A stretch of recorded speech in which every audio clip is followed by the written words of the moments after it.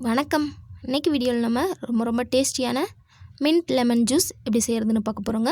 இது ரொம்ப புத்துணர்ச்சியாக ரொம்ப டேஸ்டியாக இருக்கும். வாங்க இந்த மின்ட் லெமன் ஜூஸ் எப்படி செய்கிறதுன்னு வீடியோவில் பார்க்கலாம்.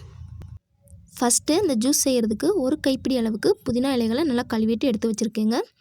இதை மிக்ஸி ஜாருக்குள்ளே சேர்த்துக்கலாம். புதினா அதிகமாக சேர்த்துட்டிங்க அப்படின்னா ஜூஸ் லைட்டாக கசக்கிற மாதிரி இருக்கும். அதனால் அளவாக சேர்த்துக்கோங்க.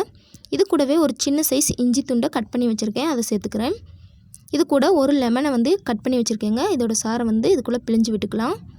எலுமிச்சம்பழத்தில் இருக்க விதைகளையெல்லாம் நீக்கிட்டு உள்ளே இருக்க ஜூஸை மட்டும் பிழிஞ்சு விட்டுக்கலாங்க.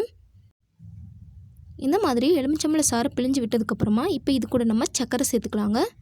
4 டேபிள் ஸ்பூன் அளவுக்கு சீனி சேர்த்துக்கிறேன். அதாவது 1/4 கப் அளவுக்கு சீனியை இது கூட சேர்த்துக்கலாம். இது கூடவே 1/2 லிட்டர் அளவுக்கு நல்லா சில்லுன்னு இருக்க தண்ணியை சேர்த்துக்கலாங்க. நல்லா ஃப்ரிட்ஜில் வச்சு நல்லா சில்லுன்னு இருக்க தண்ணியை சேர்த்துட்டு இப்போ இதை க்ளோஸ் பண்ணி இதை நல்லா அரைச்சி எடுத்துகிட்டு வந்துடலாம். அரைச்சி எடுத்துகிட்டு வந்தாச்சு. பாருங்கள், நல்லா சூப்பராக நம்மளோட மின்ட் லெமன் ஜூஸ் ரெடி ஆயிடுச்சு. இப்போ இதை நம்ம ஃபில்ட்ரு பண்ணிக்கலாம்.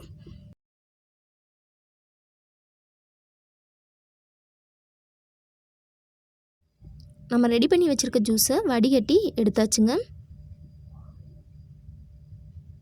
அவ்வளோதாங்க, சூப்பராக சிம்பிளாக நம்மளோட மின்ட் லெமன் ஜூஸ் ரெடி ஆயிடுச்சு. இந்த ஜூஸை நம்ம ஒரு கிளாஸில் ஊற்றிக்கலாம். கூடவே தேவைப்பட்டுச்சு அப்படின்னா தேவையான அளவு ஐஸ் க்யூப்ஸ் சேர்த்துக்கலாங்க.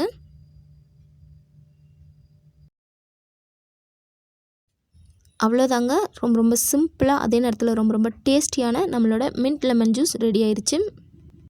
சம்மர் சீசனில் இந்த மின்ட் ஜூஸ் ரொம்ப புத்துணர்ச்சியாக இருக்குங்க. கண்டிப்பாக நீங்களும் உங்கள் வீட்டில் ட்ரை பண்ணி பாருங்கள். ட்ரை பண்ணி பார்த்துட்டு எப்படி வந்துச்சு அப்படிங்கிறத மறக்காமல் கீழே கமெண்டில் சொல்லுங்கள். இந்த வீடியோ உங்களுக்கு பிடிச்சிருந்தால் லைக் பண்ணுங்கள், ஷேர் பண்ணுங்கள். மறக்காமல் நம்ம சேனலை சப்ஸ்கிரைப் பண்ணிக்கோங்க. தேங்க்ஸ் ஃபார் வாட்சிங்.